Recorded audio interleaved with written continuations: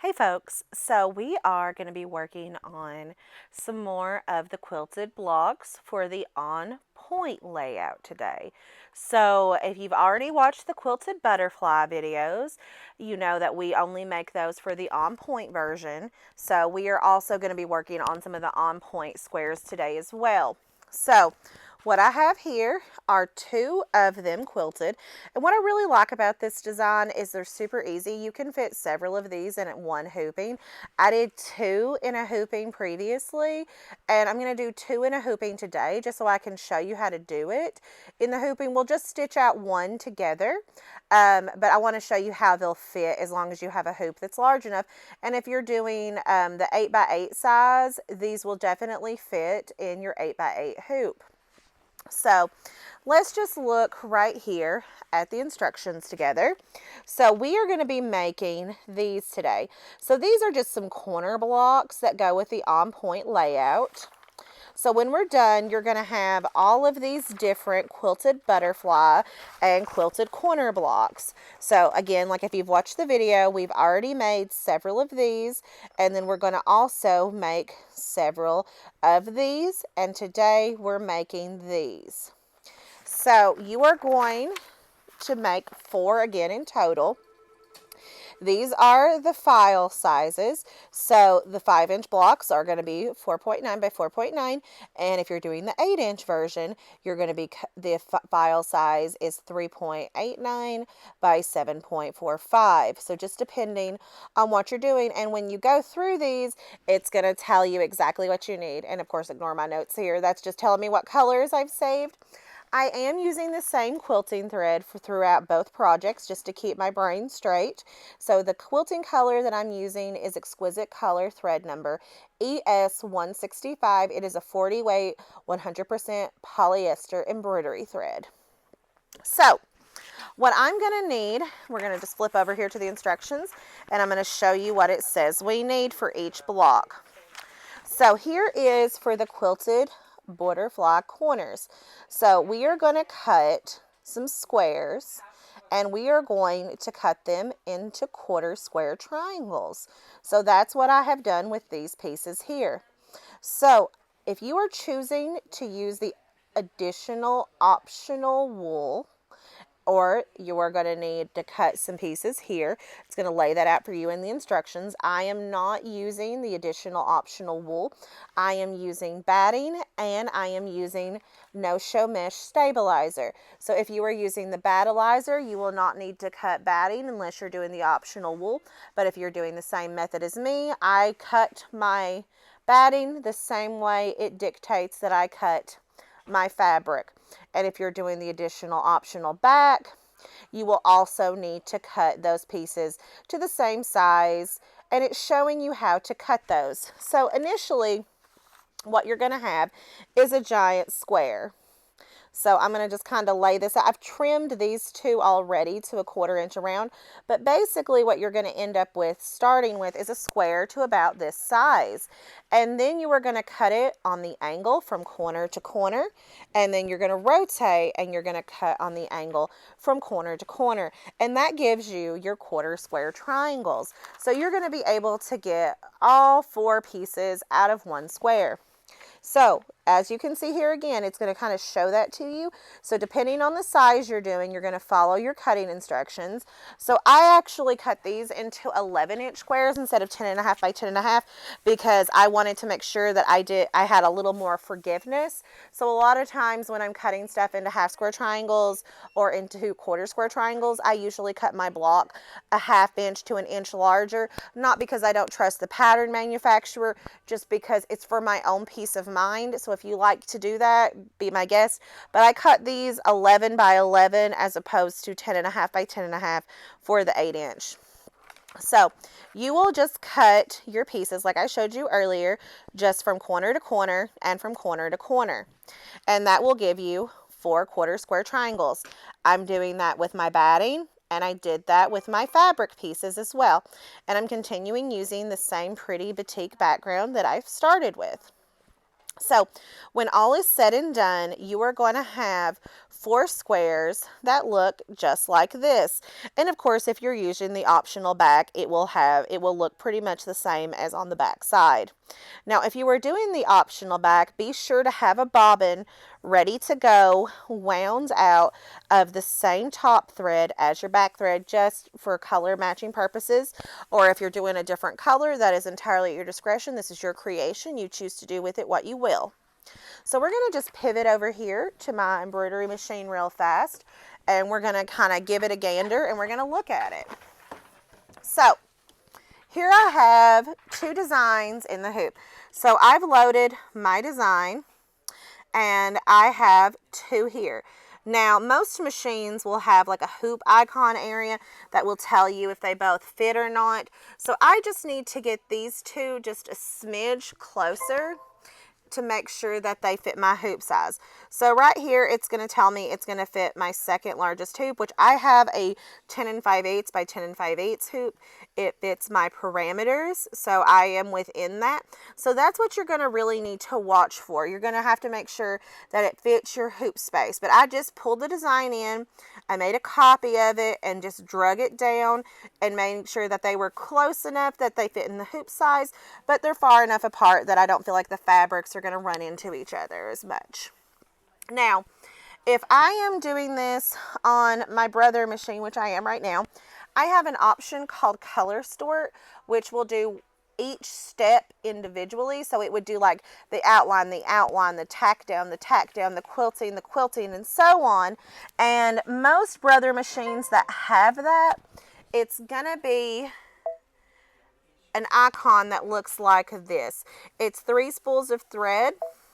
You'll touch that, and then after you've got it done, it will do it step by step. So it changes how many colors I have. So see, it's going to have those 2 steps locked together.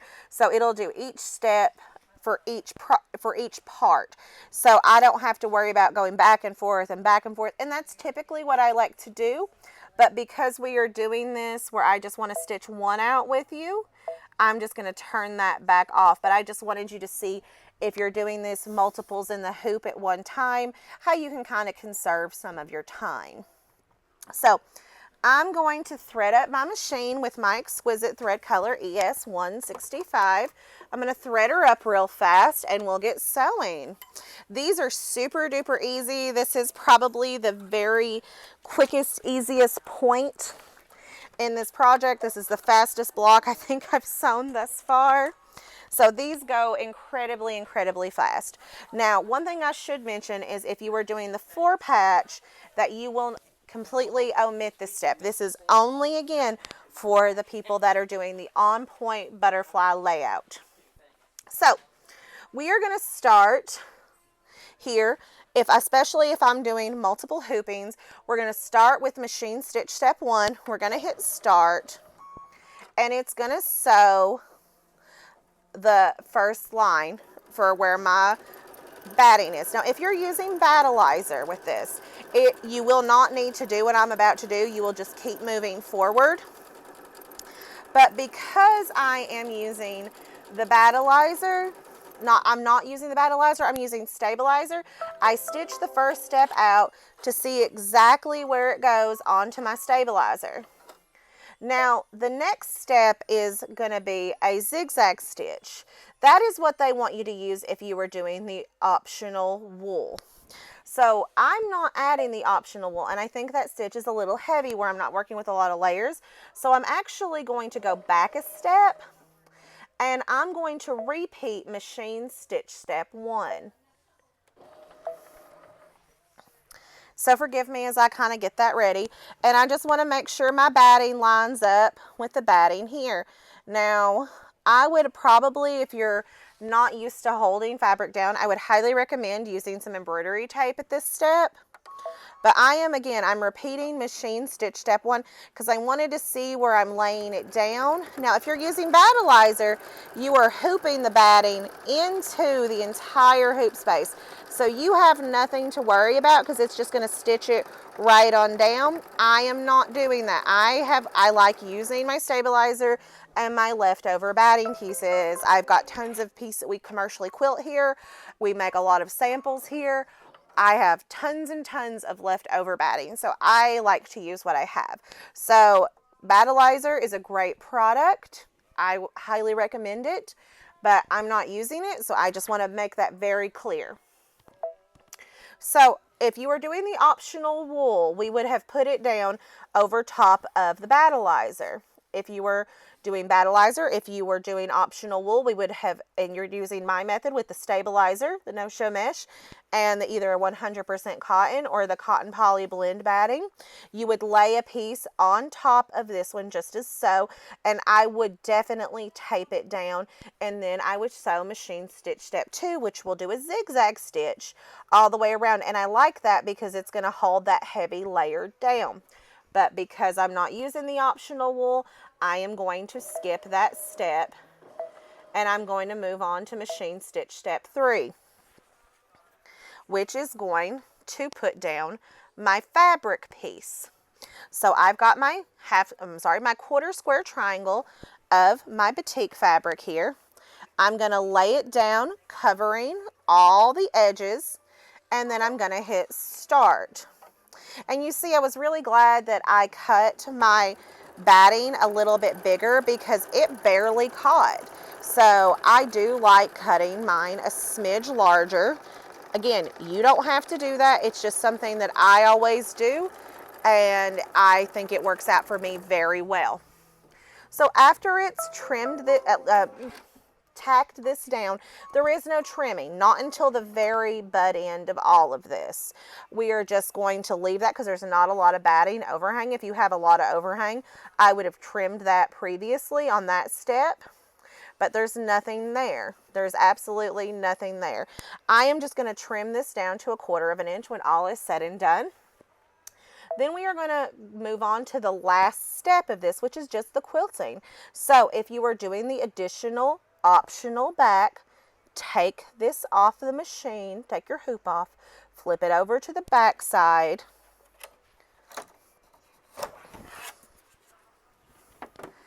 take your piece of fabric that you have cut to size, lay it on top of it, covering all the outside edges, tape it down well, flip it back over, put it back on the machine. You will also need to change your bobbin, and I always wind a bobbin out of my top thread to match my bobbin thread. I always do that when I'm quilting. Now, if you're doing a different color, that's fine. Like we said before, this is your project. Do with it what you will. But if you are doing that, I would go ahead and change that now. We are not doing that at this point in time because I am adding my backing at the very end. I'm going to do the stitch in the ditch method. That's just what I prefer. So when we've got it loaded back in, no matter what method you're doing, you're going to sew machine stitch step 4. You're going to lower your foot, you're going to hit start, and you're going to sew. One other thing that I should mention is that if you were doing multiple of these in the hoop, like I was talking about earlier, it will change like your machine stitch steps. So like where there's 2 here, there's going to be 8 steps. And if you did the color sort feature, it would show 1 and 2, which would have been the outline and the outline. Then 2 would have been the tack down and the tack down. And 3 would have been the tack down for the fabric and the tack down for the fabric. And then so on and so forth. So keep that in mind when you're moving along. But there are just 4 steps for this. So it goes very, very quickly. I've got 2 in the hoop right now, and it's under 4,000 stitches to do both of these. So it goes incredibly, incredibly fast. See, like we are already over halfway done with the quilting, and it does that beautiful feather design that we have gotten accustomed to. So we're going to just let that finish out, and I'm just going to show you again one of our finished blocks. So basically we are doing 4 of these, and only if you are doing the quilted butterfly on point layout of the sampler bouquet. So it's really pretty. They're very cute. They go very, very fast.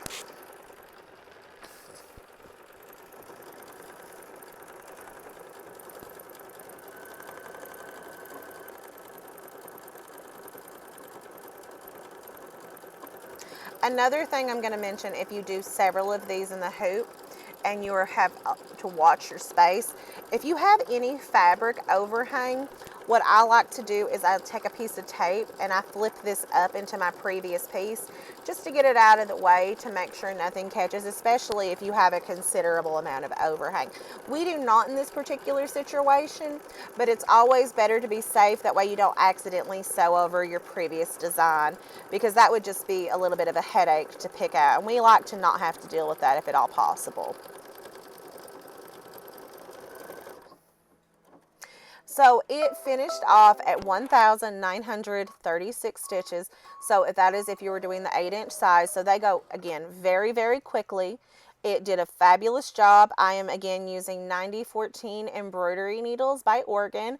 They're Janome needles, but they're Oregon needles at the end of the day, just if you're wondering what needle I'm sewing with today. But that is all you've got to do, guys, and we're just making 4 of these. And then just trim down to 1/4 of an inch. And if you didn't trim your batting ahead of time, you can always use the Trimmer by George ruler. That is one thing that they do recommend, and I will do a video on that at some point showing you how to trim with the Trimmer by George. But for now, that's all you've got to do. This one's quick and easy. You're going to go ahead and make 4 of these bad boys if you're doing the on-point layout, and we'll see you for the other butterfly blocks and the other quilt squares. Until next time, guys, happy sewing. Bye-bye.